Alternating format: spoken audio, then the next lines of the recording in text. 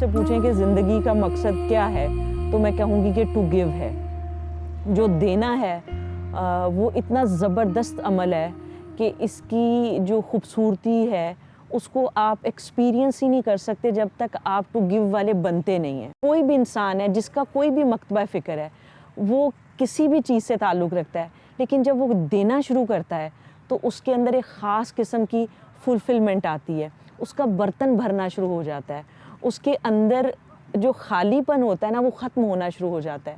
बज़ाहिर अगर आप लॉजिकली या रीज़न के हिसाब से देखेंगे तो या कैलकुलेशंस में तो चीज़ जा रही है, लेकिन दरअसल ऐसा नहीं होता।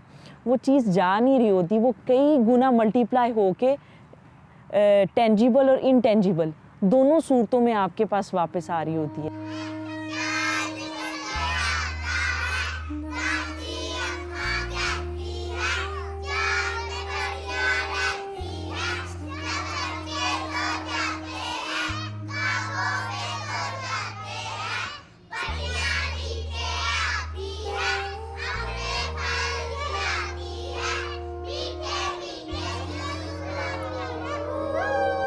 जो मिजाज है वो थोड़ा घूमने फिरने वाला है और चीज़ों को एक्सप्लोर करने वाला है।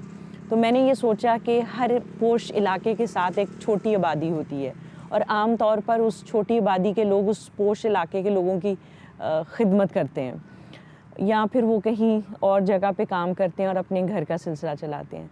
तो मैंने सोचा कि देखा जाए कि ऐसे आबादियों के अंदर जो बच्चे होते हैं वो अपने वालिदैन की अदम मौजूदगी में सारा दिन क्या करते हैं। तो मैंने लाहौर का नक्शा लिया और जगह माँ की कि कहाँ कहाँ जाया जा सकता है। इसी तरह मैं रोज़ निकल जाती थी और एक एक जगह को देखती थी। फिर उस तजर्बे से ही पता चला कि इनके पास तो बहुत कहानियाँ हैं, वो लिखनी चाहिए। तो मैंने कुछ कहानियाँ लिखना शुरू कर दी और उसके बाद मुझे ये मालूम हुआ कि अगर आप कहीं ऐसे बच्चों से या कहीं भी जाते हैं तो उनके लिए आपके पास कोई इंसेंटिव होना चाहिए। उस इंसेंटिव में बच्चों के लिए तो कैंडीज़ और बिस्किट्स ही थे। मैं फिर अपने साथ कुछ कैंडीज़ और बिस्किट्स लेके जाती थी ताकि वो बच्चे जो हैं मेरे पास इतनी देर बैठते हैं, बातें करते हैं, तो मैं वापस आते हुए उन्हें कुछ देकर तो आऊँ, खाली हाथ तो जाना अच्छा नहीं लगता।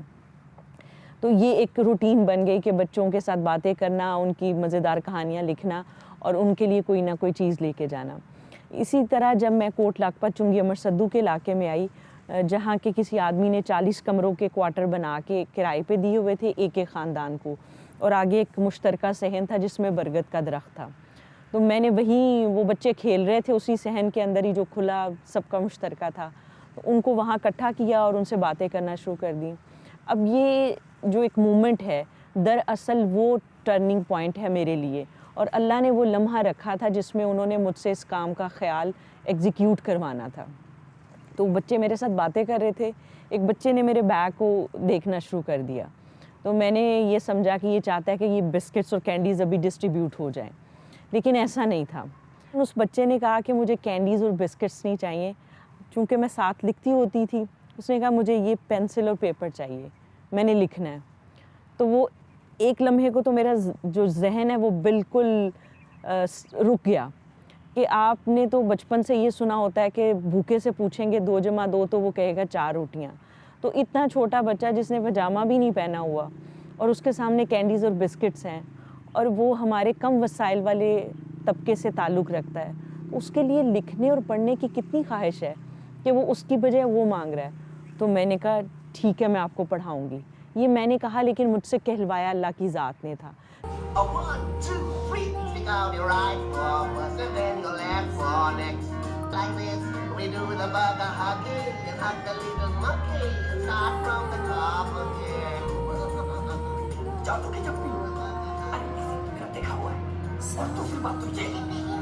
अच्छा, मुझे कौन बताएगा कि इसके अंदर कौन सा जानवर था? हाथ खड़ा करना बस। सबको ही पता है? चलें सब इकट्ठे बताएं कौन सा जानवर था। हाँ हाँ हाँ हाँ, और बिल्ली भी तो थी। हाँ, वेरी गुड। आप सबके लिए तो तालियां होनी चाहिए। मैंने जब ये स्कूल शुरू किया तो मैंने बीकॉम के इम्तिहान दिया हुआ था, फिर मेरा रिज़ल्ट आ गया तो मैंने पंजाब यूनिवर्सिटी लॉ कॉलेज में दाखिला ले लिया, लेकिन मैंने आफ्टरनून में दाखिला लिया इसलिए कि सुबह में मैं स्कूल आती थी बच्चों को पढ़ाने के लिए और आफ्टरनून में मैं यूनिवर्सिटी जाती थी।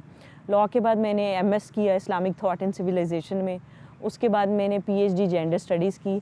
मैंने कोर्स वर्क पंजाब यूनिवर्सिटी से किया और मुझे रिसर्च के लिए सेंट्रल यूरोपियन यूनिवर्सिटी बुडापेस्ट से स्कॉलरशिप मिला, तो वो मैंने वहाँ से की और मुझे सितंबर 2020 में PhD in gender and literature की डिग्री मिल गई।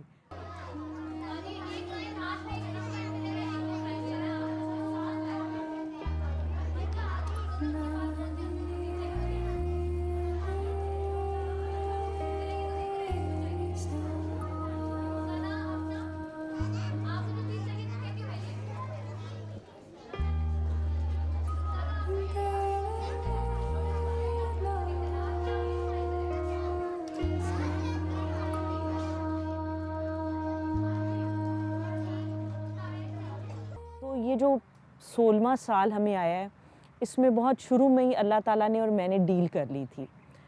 वो डील ये की थी कि मैनेजमेंट साइड मैं देखूंगी, फाइनेंशियल साइड आपने देखनी है। और अल्लाह का बड़ा करम है कि हमारे पास ना गवर्नमेंट फंडिंग है, ना फॉरेन फंडिंग है, ना कॉरपोरेट फंडिंग है। इनफरादी फंडिंग पे हम पिछले 15 साल से इसे चला रहे हैं और ये इसलिए चल रहा है कि अल्लाह ताला ने इसकी फाइनेंशियल साइड ली हुई है। हज़रत मोहम्मद सल्लल्लाहु अलैहि वसल्लम की रहमदिल्ली।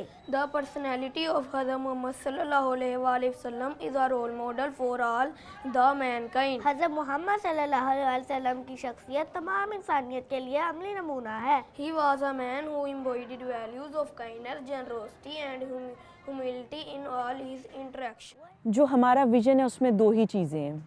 पहली चीज़ ये है कि हम इन बच्चों की तरबियत करेंगे। अब हमारे जो बच्चे हैं, हमारा मकसद ये है कि उनके घर में वालिदैन के पास वक्त नहीं है, ना ही उनको इतनी समझ उस हिसाब से है कि वो उनकी तरबियत कर सकें। तो हम चाहते हैं कि आलम बीबी में वो आएँ तो उनकी इतनी अच्छी तरबियत हो कि वो बड़े होकर इस मुल्क के बहुत तामीरी मुस्बत शहरी हों और जहाँ वो जाएँ उनके किरदार को देख के लोग कहें कि ये आलम बीबी से पढ़ के आया। सबसे पहले तो मैंने सीखा कि लड़कियां किसी से कम नहीं होती, उन्हें पढ़ना चाहिए, आगे बढ़ना चाहिए। उसके अलावा यहाँ पे हमारी पढ़ाई के साथ साथ हमारी ज़हनी तरबियत भी की जाती है और हमें सिखाया जाता है कि हम माशरे का अच्छा शहरी कैसे बन सकते हैं और इंसान के अच्छे अखलाक क्या होते हैं, उसको तरबियत दी जाती है कि वो कैसे अपनी ज़िंदगी को गुजार सकता है। आर्मी ऑफिसर बनना चाहती हूँ मैं, क्योंकि लोग कहते हैं ना कि लड़कियाँ बहादुर ही नहीं होती, तो मैं दिखाना चाहती कि हम भी बहादुर होते हैं, हम भी आर्मी में जा सकते हैं, हम भी अपने मुल्क की खिदमत कर सकते हैं, उनके लिए जान भी दे सकते हैं। जब मैंने आलम बीबी ट्रस्ट स्कूल में प्रेप क्लास में एडमिशन लिया था और मैट्रिक के बाद फिर आलम बीबी स्कूल ने मुझे एफसी कॉलेज में एडमिशन लेके दिया। पहले नहीं था, हम गलियों में फिरते थे, कंचे वगैरह हो गए, ये खेलते थे, तो स्कूल आने का दिल नहीं था करता पहले। लेकिन जैसे आलम बीबी में मेरा एडमिशन हुआ, मेरे और छोटे बहन भाइयों का, तो वहाँ पे टीचर्स का बिहेवियर और उनका अखलाक देख के फिर पढ़ने को दिल किया था कि भी पढ़ना है हमने। फिर आलम बीबी स्कूल में हमसे शुरू में ये कहा कि भी आपने स्टडी का कोई वो टेंशन नहीं लेनी है कि भी हम कहाँ से ये पूरे करेंगे पैसे वगैरह, फ़ीस। उनका कोई फ़ीस वगैरह कुछ नहीं है, तो आपने जो पढ़ना है वो आप हमें अपना एम बताएं और आपको हम आपकी ख्वाब की आखिरी सीढ़ी पे पहुंचा के हम आपके साथ वापस आएंगे। कि मैं ये कहूँगा कि अगर मैडम फ़रहान ना होती तो आज मैंने भी एक कारपेंटर होना था और एक जगह पे मैंने मजदूरी कर रहे होना था। लेकिन मैं उनका शुक्रगुज़ार हूँ कि उनकी वजह से आज मैं एक इतने बड़े कॉलेज में, जिसका नाम ही नहीं था मैंने सुना, उसमें मैं पढ़ रहा हूँ जाके। ये वो अपनी ज़िंदगी में करेंगे जिसका इनके अंदर टैलेंट और इंटरेस्ट है, ताकि ये उसमें बेहतरीन तरीके से एक्सेल करें। तो रॉ फॉर्म यानी 5 साल की उम्र में लेना और इन बच्चों को उस वक्त तक सपोर्ट करना जब तक ये इंडिपेंडेंटली अपने और अपने ख़ानदान वालों के लिए कमाने वाले ना बन जाएं और ये ट्रांसफॉर्म हो चैरिटी रिसीवर से चैरिटी गिवर में, और फिर इस्टेब्लिश होके अपने जैसे एक बच्चे को पढ़ाकर उसकी ज़िंदगी बदलें और ये चेंज का एक प्रोसेस शुरू हो सके ग्रास रूट लेवल से, जहाँ तरबियत भी हो और जो अंदर का नेचुरल टैलेंट है वो एक्सप्लोर हो के लोग इंडिपेंडेंट हों, वो चैरिटी लेने वाले ना रहें। तो ये प्रोसेस जो शुरू हुआ है, अभी हमारे पास 1000 से ज़ायद बच्चे हैं। अब ये 1000 से ज़ायद फैमिलीज़ ट्रांसफॉर्म होंगी, फिर ये वाले 1000 बच्चे अगले 1000 को पढ़ाएंगे, वो ट्रांसफॉर्म होंगे, और अगर किसी को अच्छा लगेगा तो वो हमारा मॉडल अपने किसी इलाके में अपनी जगह में रेप्लिकेट करेगा, तो वो वाला भी शामिल हो जाएगा। तो इस तरह हमारे माशरे के अंदर तब्दीली का वो प्रोसेस शुरू होगा जहाँ हमें टॉलरेंट, इंक्लूसिव और खुदा तरस अच्छे इंसान मिलेंगे। हमारा माशरा एक महज़्ज़ब माशरा होगा। हमारे माशरे के अंदर लोग एक दूसरे के साथ प्यार, रवादारी और मोहब्बत से रहने वाले होंगे।